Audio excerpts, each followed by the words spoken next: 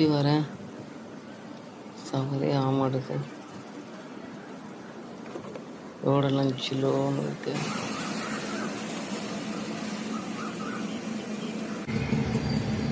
அப்பா, அம்மா தினைக்கும் தண்ணி சோறே போத்துப்பா. நீ இன்னைக்கு வண்டிக்கு போறல, இன்னைக்காச்சும் அம்மா குழம்பு சோறு போடுமாப்பா? சொல்லுப்பா.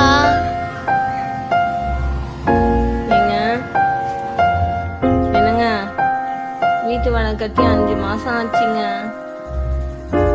ஆட்டோ டியூ கட்டியும் 5 மாசம் ஆச்சு.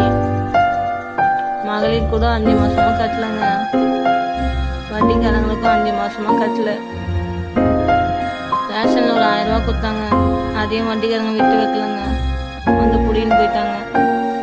குழந்தைக்கு பால் வாங்க கூட கையில காசு இல்லைங்க. கொரோனா சாவரமும் இல்லைங்க. நம்ம குழந்தைங்க பசியான பட்டினி செத்துரும் போலங்க.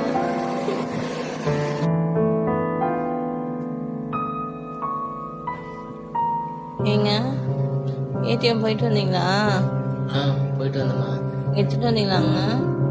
என் அக்கௌண்ட்ல காசு இல்லையாம்மா. என்னாச்சுங்க? நான் 2 லட்சம் ரூபாய் இன்சூரன்ஸ் போட்டிருக்கேன். அது வருஷம் பேங்க்ல பிடிப்பாங்க. அதுக்காக இந்த வருஷம் பிடிச்சிட்டு இருக்கிறாங்க. அதை கேன்சல் பண்ணி எடுத்துட்டு வந்துடுங்க. கடன் கணக்குலாம் கொடுக்கலாங்க. குழந்தைங்களும் பசியும் பட்டினி இல்லாம இருக்கு இல்லைங்களா? எடுக்க முடியாது.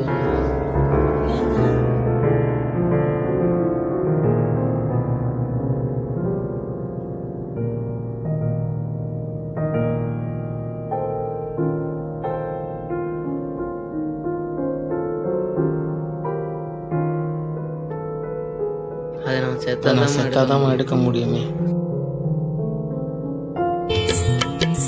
விண்ணின்று பொய் பின் விரிநீர் வியனுலகத்து உள் நின்று உடற்றும் பசி.